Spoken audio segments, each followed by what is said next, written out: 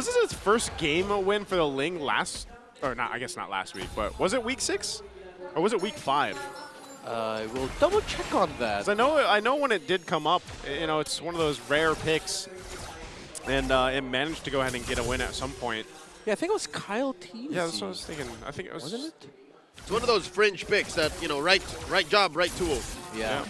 So, I don't know. We'll see. Andoru this time around is going to have to really rely on the support of the team, too, because that's what we were talking about. You know, if you get behind, then, yeah, you're kind of left to the devices of just pushing on the opposite end of the map or the sides of the map here. I like how Escalera's actually been playing this. He's really checking the rotation of the Ling. It's not stopping anything, but it's at least giving the information of, okay, this is where Andoryu is. He can be a little bit more aggressive in lane outplay, go ahead. And he can afford to position himself in that area. The positioning of Omega shows that Andoryu is probably just hovering around this orange buff. So Twisted Minds have been keeping this Ling in check, and that's really mainly because of Escalera. That's kind of all they have to do. You know, the turtle's up. We've seen Twisted Minds do this just to, you know, very routinely at this point in the series where they go ahead and know their timing's really well in the first turtle. It is up. Andoryu, though, is going to be forced. Look at the back line here. Escalera coming through with a steal by Andoryu. AOG by Lewis covering the exit. James is trapped.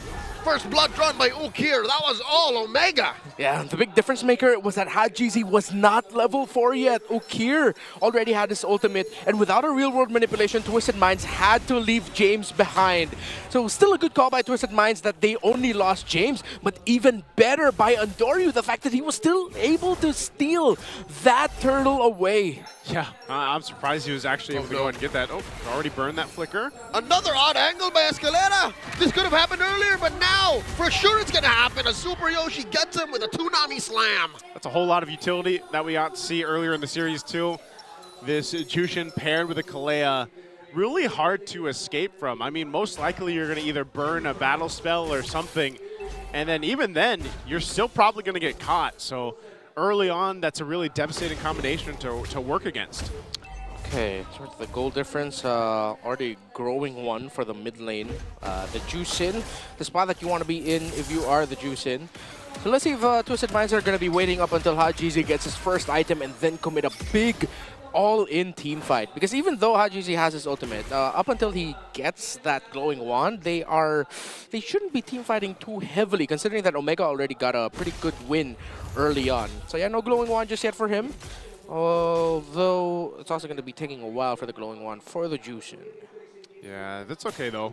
Again, at this point, a little bit of slower pace for Twisted Minds. We've been talking about how in this series so far, they have been controlling a lot of this early game, and right now, this is what we wanted to see. I mean, we were saying, hey, we got to see Smart Omega get control early game and see exactly what they do with it, and that's what they're doing here against MP the King. They take his purple.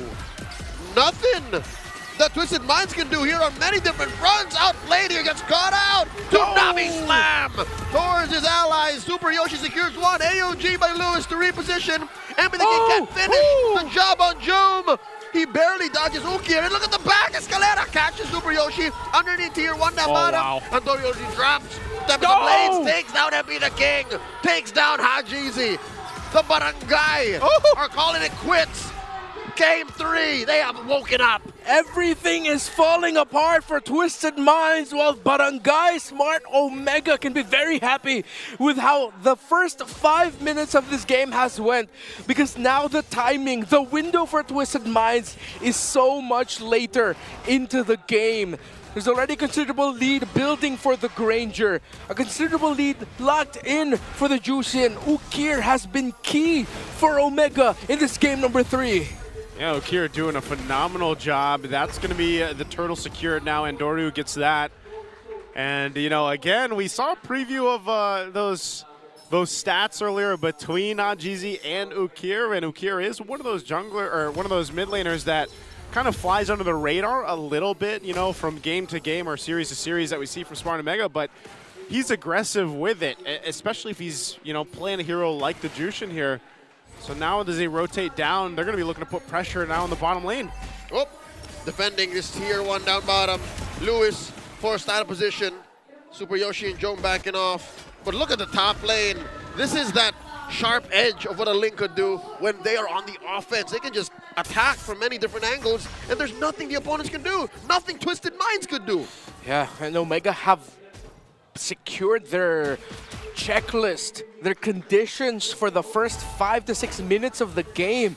They got Jom out of lane first. They got in the first 2 turtles. They've already broke the side lane towers.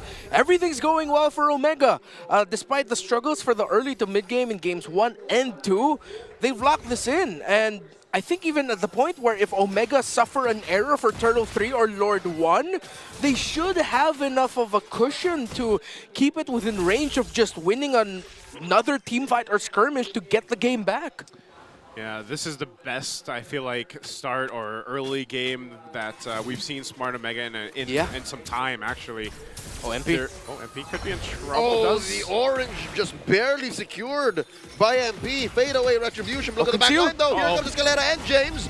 2 get caught out. Yoshi and Ukir. Oh! Look at that jump in. Jom in trouble, though. Escalera looking to finish him off. Crimson Beacon by Ukir. Down goes Escalera, the punish by Big J. James caught out between 5 members. They're trying to take down Jom. Big J walks away from 2 assassination attempts. I can't believe Jom survived all of that. Phenomenal positioning from him. Call him Jom Castro at this point. You can't get him no matter how many times you try. The protection provided not just by Ukir, although Ukir was my star there, but by everyone from Omega. It's like El Comandante's in trouble, protect him. Yeah, and you know, that's the thing that if you talk about Smart Omega from you know, week to week, a lot of the times it's being able to activate Jom, allow him to have that space, and because the early game allowed Ukir to be where he is on this Jushin, and he's got that little extra layer of opportunity and protection too because of the Kalea. It allows you to move around the way Jom is. So this is a whole lot in favor of Smart Omega right now.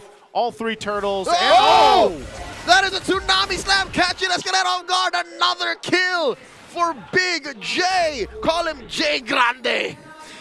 Omega things just cannot get any better, but they probably will with all of the waves that they have marching in, the aggression that they're showing, and Andori versus MP.